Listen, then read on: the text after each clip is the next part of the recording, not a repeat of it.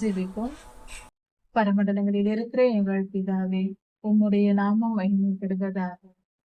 அப்பா பிதாவே, நீர் விண்ணுலகம் விட்டு மண்ணுலகம் வந்தீர் சுவாமி. எங்களை காப்பதற்காக நீர் உழைத்தீர், நீர் நடந்தீர். இந்த மண்ணில் கால்பட நீர் நடந்தீர். எவ்வளவு பாடுகள் பட்டீர் சுவாமி. பசியோடு இருந்தீர், தாகத்தோடு இருந்தீர், வலியோடு இருந்தீர். எங்களுக்காக அவமானம் சுமந்தீர். உம்மை போல நாங்களும் பிறருக்காக வாழ்கிற வாழ்க்கை வாழ வேண்டும் சுவாமி. சுயநலமற்ற வாழ்க்கை வாழ வேண்டும். அதற்கு உதவி செய்யும். நலமற்ற வாழ்க்கையை எங்களுக்கு தாரும்.